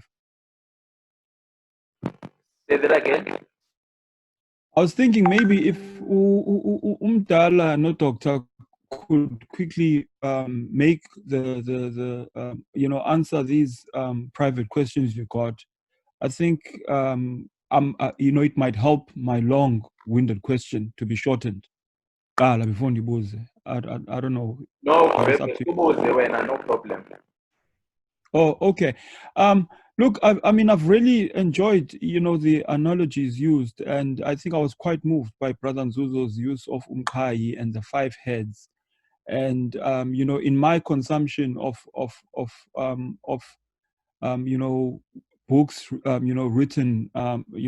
written by whites, liberals, and the like, they also normally like using, different things. Like there's a book called The Sword, The Cross, and Mammon, which basically deals with the colonialization of the South African education system. How the cross, which is the Bible, how the sword, which was the army, was used to get the land that some of these fancy schools sit on today, and Mammon, which is how money and the economy was important in that. And there's also another book titled guns, germs, and steel.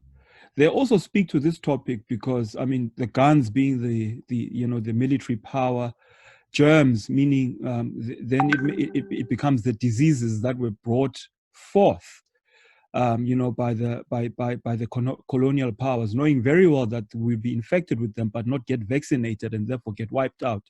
That's why you have no Aboriginals practically in Australia and New Zealand.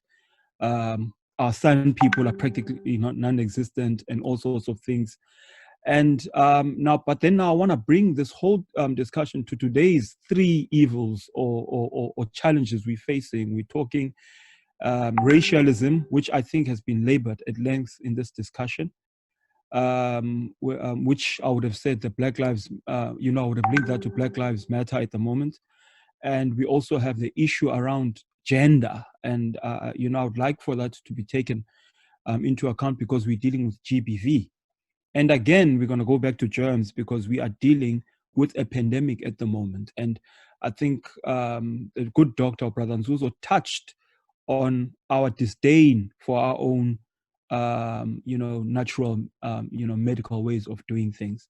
So I was just hoping if they can just, basically speak to using this platform and this current topic to the three major issues we're looking at: the Black Lives Matter, which is racialism, women and their place, within the context of what we're talking about, gender politics, and lastly, healing and dealing with pandemics of this nature that we are in, and how our own ways are written out. And we will even sometimes go as far as how my brother was explaining how we dress up in church and all sorts of things. We'll go and use those same sort of like methodologies to argue away our own ways, of healing and the like. So yeah, my question is around that. Thank you. Okay, thank you so much, Kuti. Elder Mkhani, I saw your hand is up. Please go ahead.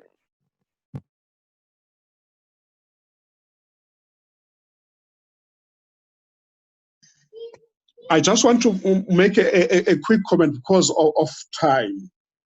My interest, especially on this subject, is to comment about the role of Africa. If you are looking especially, in Eden, because most of theologians and the scholars, they tend to take even the Garden of Eden far away from Africa as if it was not part of that. The quick comment that I just wanted to throw because of time, if you are looking at the Garden of Eden, we know that there was that river, that was watering, especially the trees there. And that river, the Bible indicates clearly that it was divided, it has four heads, or it was divided into four. One of the river, which I just want to make mention of, which you get it in Genesis 2, verse 13, Gihon.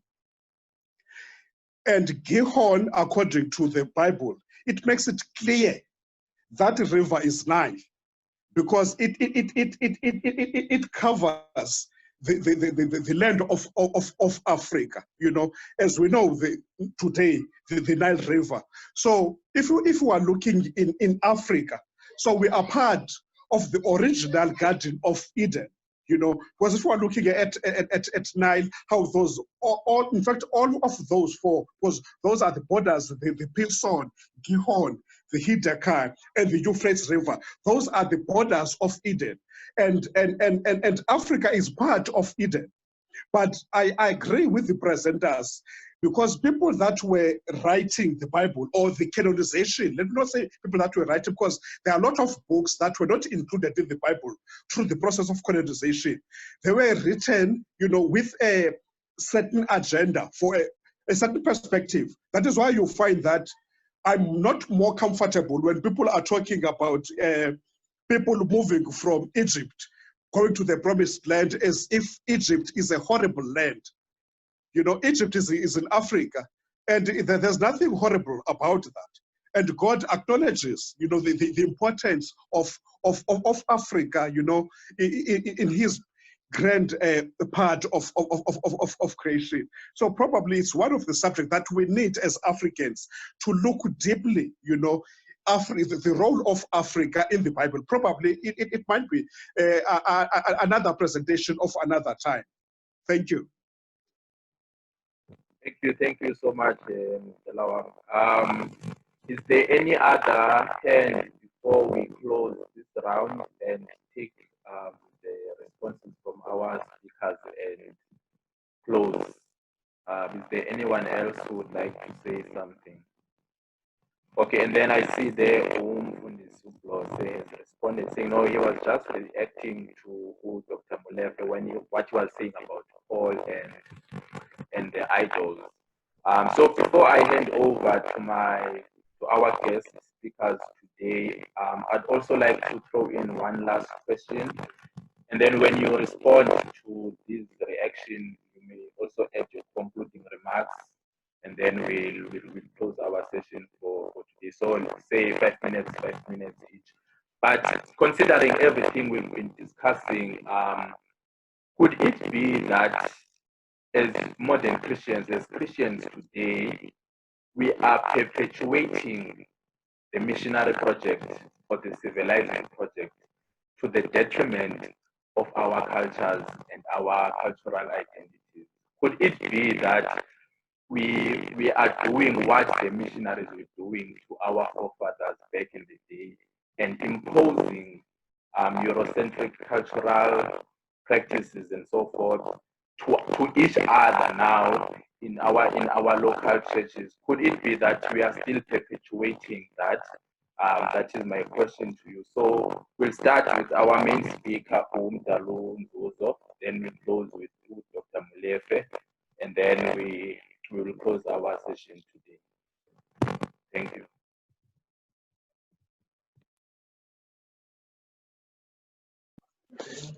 Thank you, Nopal. My sense is that there is a question there, or the one that speaks to how to decolonize after educated. Again, I want to lash on the issue that Mkai is doing.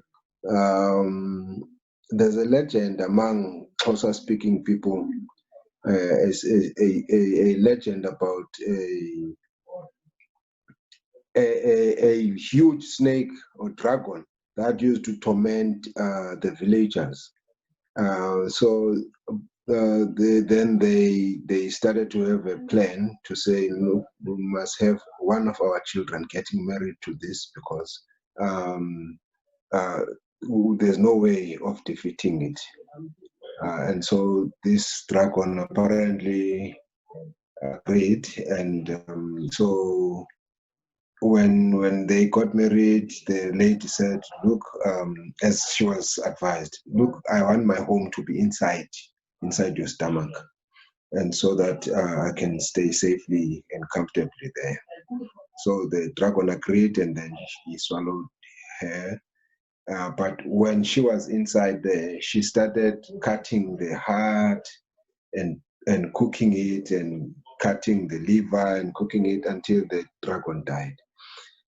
In essence, this legend, it says you must get to the inner workings of a system for you to know it very well, to a point of even undoing it. Sometimes some systems are too complicated and too powerful for us to defeat from outside.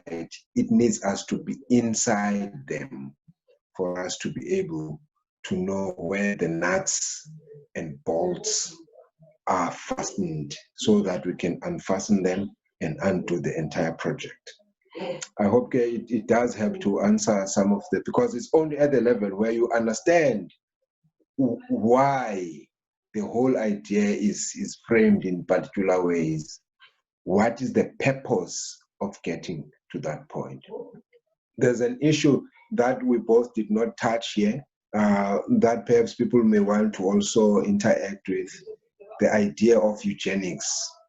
it's an idea that was a marriage of the sciences and philosophy, which permeated through the period of imperialization, that which sought to see the European person being powerful and the best thing.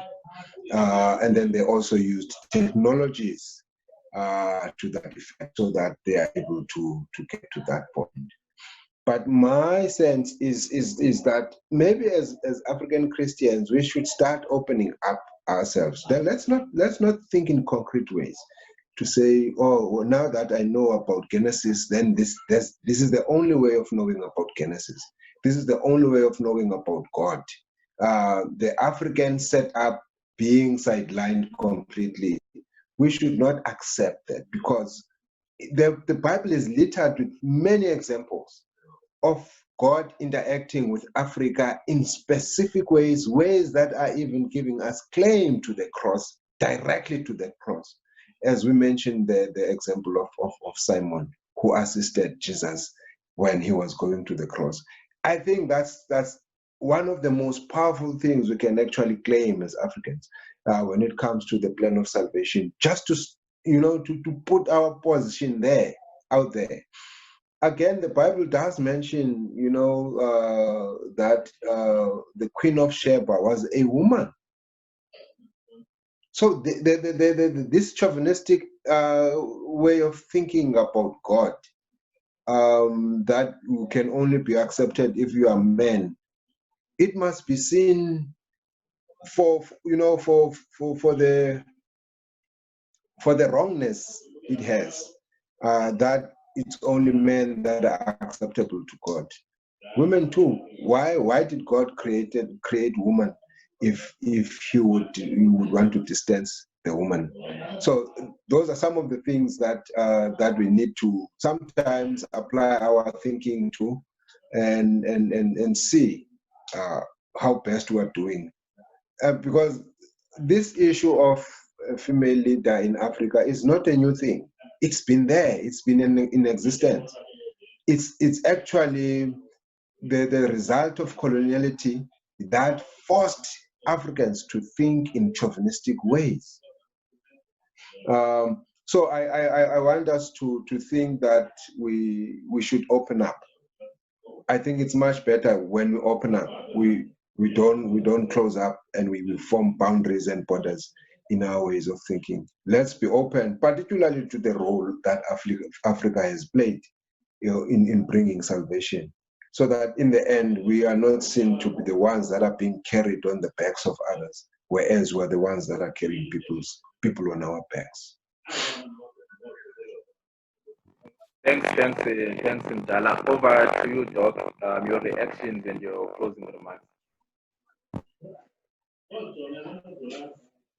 Thank you. Look, I think for me the starting point is accepting that we are colonized.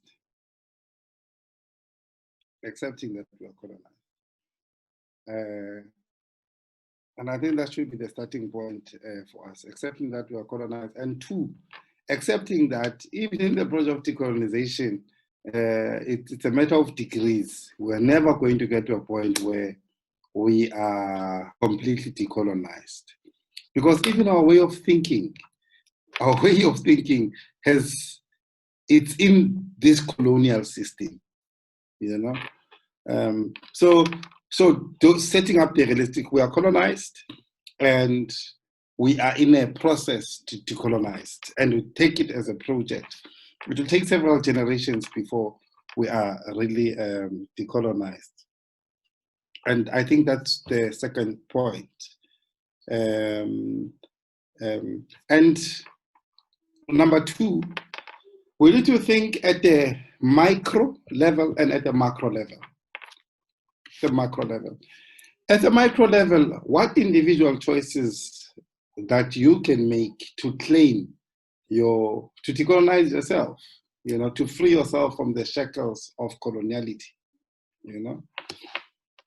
I think that's a space that is important for all of us to think about, you know.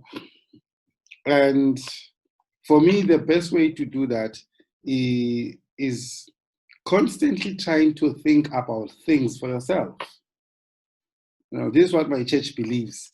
Then visit all those beliefs yourself and see which one is essential in the Bible, which one is not essential in the Bible. You know, I mean, when I grew up in the Adventist church, somebody read Deuteronomy 22 verse 5 saying women must not wear what pertains to a woman, a man, and a man must not wear what pertains to a woman. And then said, therefore, women can wear a trouser, you know, in that very simplistic way, you know. I mean, but had we thought carefully about things, you know, we could have seen things in a different light. Think about the problem of earrings, for example. A lot of people think it is part of what it means to an Adventist not to wear earrings. You know, I'm saying, no, that's a cultural option by Adventists. It has nothing to do with Christianity, I think. In fact, many people who wear earrings will be in heaven, right? So, but when you are able to make those kinds of distinctions, you know, you are able then to start looking for the essentials. You know, for me, I think that will be the starting point. But at the macro level, that's where the major battle is. When the colonization set itself up, the first thing they brought was a church. The second thing they brought was a school. The third thing they brought was a court, which went with a prison system. Structural institutions that became a part of a society, you know, and the idea of a private property, you know, a very strange idea of a private property. So those are things that they brought in. At the political level, I think our leaders failed us because they couldn't make the kinds of decisions that were going to help us. One, when the students were saying, let's decolonize education, let's find thinkers amongst ourselves, let's think of ourselves as thinkers, and center knowledge, not from the West, but center it in Africa. You know, let's talk about things that apply to us in a language that we can make sense of. So, I mean, that's a first start, you know, at schools. What are we teaching at schools? I mean, for example, my daughter goes to a crèche. It's a colonial crèche. You know, they're being taught Halloween. That's colonization right there. There's no Halloween where I'm at, right? No Halloween I'm at. So at the macro level, we're defeated because we don't have our own schools where we can teach, you know, ideas that are relevant where we are, not even going back to history, indigenous knowledge, historical knowledge, teaching people about where we are, you know, teaching people about where we are. For example, you know, I was talking to my student, I said, you need to know that we are in East London. And I said, do you know why we are in East London? Do you know why 20 kilometers from here, there's a town, 25 kilometers, there's a town called Berlin? Do you know why that town is called Grahamstown? Have you thought about the idea of NU1? Refer to your place as NU1. Right? So even at that level, thinking about things, right? But our institutions could teach our people those things. Our institution could teach our things those things. And you can see that this coloniality needs to be addressed at the psychological level, right? Because even today, our people still believe that food comes from the shelves. Very few people have got a consciousness that food comes from the land. Very few people have got that consciousness. People think that food comes from the shelves. That's how colonized we are. That's why the land is not such an important thing to us. You know, what's the big deal about land? Because food comes from the shelves. All I need is to get 3,500 from my employer, and then I can go to the shelves. But there is not direct connection to say that food comes from land, right? God blesses me through land, because the economy of the Bible is that a sower goes and plants a seed and it grows, and God blesses you there, not in the shelf. God blesses the land with rain, you know, with miracles that makes the seed to be alive, right? But all of that is gone out of us. That kind of education is not there. You know, that kind of education is not there. So, I mean, that kind of education where you're taught about your history, where you are taught about your culture, where you're taught about the culture. I went to West Business School, I was surprised that there are Jewish holidays that are not open to South Africans, but the Jewish students could talk to their Jewish teachers and the university and part of the school. They will say, no, we understand today is this Jewish holidays. They can go and enjoy that. We'll finish half day. And the Indians will also come. But there was no space for an African to say, I'm going for this thing. We're already excluded because, you know, we don't matter. Even our curriculums have no place for us, right? So I mean, the first point I believe is at the level of education. What are we teaching our young people? And what's the purpose of that education? What kind of a world are we preparing them for, right? One perfect example of where this happened is in Japan. The Japanese learned Western systems of doing things, but never gave up their culture. They never gave up their culture. The family is still central in the Japanese system. The biggest businesses in Japan are still very family-centered. There's respect, you know, for authorities. It's part of the Japanese culture. But they were still able to take the Western culture, the technology and all of that, but infuse it with their own culture.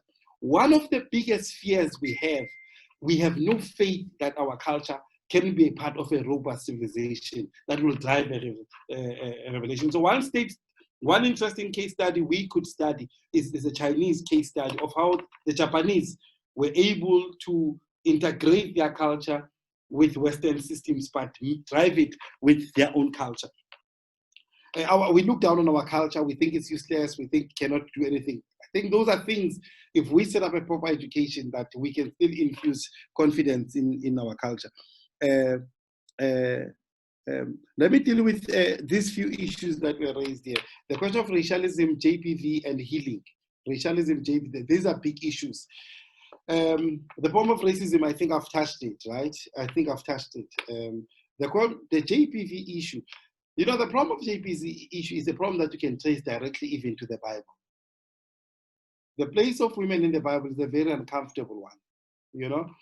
And my question has always been, how do we interpret the Bible in ways that creates emancipation for women, you know? And I think that's a project that we need to really think about. The question of JPV. As long as we think women are inferior, you know, in practice, in thought and in practice, we are going to be dealing with the question of JPV. As long as we don't empower women, we are going to be dealing with the question of JPV. We're going to be dealing with that problem. But maybe the bigger problem why we are facing GPV in Africa is the state of violence that characterized the lived experience of Africans in general. So one easy way to think about it is think this is a violence that's just affecting women. No, it's violence that's affecting both males and females. In fact, the meta statistic shows about 18,000 men are killed against 4,000 women that are killed. So there's just general criminality, violence, and murder in South Africa in particular. That violence. What is the basis for this violence? What's the basis for this violence? What are the lived conditions of these people, of these African people? What's the lived conditions of these African people? What's the lived condition of African men? Right? Are they included in society? Are they included? Do they have opportunities in society? Do they get proper education in this society? So those questions, we don't want to deal with them. Right? We want to quickly say that this is a problem of, well, there are gender dimensions to it, but there's a general exclusion of our African people from society, and then we turn one against another. The crime in South Africa in particular is a very violent crime. And that violence, in my view, comes from this thing of being excluded, you know, this thing of being excluded from society. Give an example. If you come to East London, look at Spunzana, look at Duncan Village, look at the other side, your Berea. Look at the violence that you are subjecting people to. 5 kilometers apart, people living in comfort and wealth.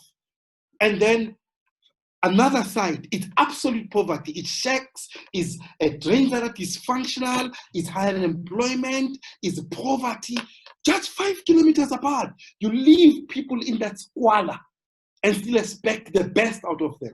No proper education, because education is expensive. Look into the other part, you have Gopas facing opposite an expensive mall and Beacon Bay. Our people have to be spectators of wealth, luxury, comfort, while they live in the inconvenience of poverty. What do you expect from that kind of violence, where you can see people living while you are dying daily? So those are some of the conditions that we never ask ourselves, what could this thing, produce, right? So my suggestion is that violence in Black communities is rife. It's distributed across, and the question we need to be asking is, what conditions sociologically, create this kind of violence? Those are questions we need to be asking. That's going to be my take on GBV. Healing. The question of healing is a difficult one, because what has happened here, systematically, there's ignorance created about the healing ways of Africa. Systematic ignorance is created about herbs. And our African people, disease didn't arrive when Europeans arrived. Disease is part of human existence, but systematic ignorance has been created about how Africans used to deal with disease. 2, systematic undermining of African ways of doing things in general is part of our psyche. If you come with drugs and you come with a herb, people will prefer drugs, because systematically, that is, I saw it with my mother, she had problems with me when I came with the herbs. She had problems with that. She had a big pack of drugs. She preferred them more than that. So systematically, we've told people that herbs are not important, don't work. Herbs have not been tested, have not been tested. The idea of testing here, people have been using these things for centuries. No, they have not been tested, right? Because African experience is not taken seriously. The only way to test things is when you use the protocols of Europe of justification. Then you do the test. So I think if we could start, educating our people about these things, we could go somewhere. So my closing remark is that I pray, in this generation, that we understand that God has a purpose for every human being in every culture, and God can work within every culture to create possibilities for individuals in that culture. The most painful thing for me is to be a part of a church that operates on a model that still doesn't value its own people. That thing hurts me, where we don't value our own people, where we are part of a church that is still, its headquarters are still American. It's a very American church. It's not a global church, it's an American church with branches in other parts of the world. And many of us are excited about that, we're part of that system, where, people write sermons and send them from the general conference for people to read for other people, where we still have a lesson that is written universally, where you can't even trust local intellectuals to write a lesson that is applicable here. The economy of that lesson cannot be localized so that it benefits writers, where you still have books written by international Americans that we must send to African communities. And if these people are giving them the book, ask you, who's this guy? You'll have to say, no, he's a guy in America, I don't know him. That's the kind of condition we're subjected to, where we have to distribute books. I don't distribute them anyways myself, but those who distribute them carry books by an American. Why couldn't we get people to think and write and send a message that's relevant in our context, dealing with the same issues, but from this context? So for me, those are kinds of questions that the way we are so weak, we have no access even to critique the institution that we are part of, in terms of saying, how do we make it suitable for us here in South Africa, in Africa, so that it serves our needs? Why our conference is not building schools? Why our conference is not, affordable, competitive schools? Not because, why are we not building hospitals and clinics to deal with the problem of disease facing society? Right? Why are we? So those are questions that Christianity has failed our societies. It's just a building in the middle of houses that means absolutely nothing, right? Because it still has those colonial trappings of individualism, because it's a building that gets closed the whole week. The whole week is closed. And it's meant to save, it's closed the whole week. It has, I know in some churches they even have security, this private security, armed response. In my church, I asked an ethical question. Can we as a church, they said, no, we've got a property to protect that's inside. I said, property over a life of a criminal. Why can't we value the life of a criminal? But capitalism is cruel. Property is more important than human life. That's capitalism. That's capitalism. I can kill you to protect a piano. That's capitalism. And because the church has imbibed that logic of coloniality, they put it out there and they were very happy that now the church is saying a building over a person's life. But that's why you can see that coloniality, we still need to address it, fundamentally, to change the lives of our people so that, so that our people can identify with our religion, because it promotes life, it promotes possibilities, it encourages them to be themselves, and challenges them also in some ways of being themselves. The church can say, no, when you are dead, you are dead. You're not an ancestor. It's a challenge. It's a challenge to your belief, So when you're dead, you're dead. Therefore, why do you do that? But you understand, it's a different kind of challenge. It's not undermining your culture. It's not about your culture. It's about this view about what happens when you die. So, I mean, if we could start thinking like that, those possibilities, I think it can really help. But thanks a lot for the invitation, and may God bless us. Thanks a lot, Doc. Let me thank our commentator, Dr. Motsamai, and our main speaker, Elder Ndzuzo. Thank you so much for borrowing us your time and your intellect, and for you to empty yourselves to contribute to this project of contributing to the liberation of Africans in general. Thanks to the audience that came through tonight, and those who will be watching this recording in future and for years to come. We hope you will find it edifying and empowering. One of our take-home messages here today for sure is that God interacted with Africa way before the missionaries came, and the missionaries, their arrival we can link it to land, education, and religion. And so we have a responsibility with the knowledge that we've gained up to this point to say, let us go back. When you go back home this December, don't interact with your environment like a European. Interact with your environment like a black person. Learn your culture, know your culture, because most of us who grew up now recently, we don't know our cultures because the church has managed to make us uninterested in cultural practices. But now we have a reason to learn so that we can critique our cultures, we can critique our beliefs. So we have a lot of learning to do and lots of unlearning as well to do. So thank you so much. We'll meet each other now again next month. As we know, this is a series. Once a month, we come together and we have these conversations about Africanism and Christianity to help us decolonize Christianity for the Africans. So we'll meet next month. The recording is available on YouTube and Facebook. Please, on Facebook, feel free to suggest speakers and topics you would like to be tackled. And if you want this conversation to happen more than once a month, maybe twice a month, please make some suggestions there on Facebook. Thank you so much for your time. May God bless you until we meet again. Thank you. Goodbye.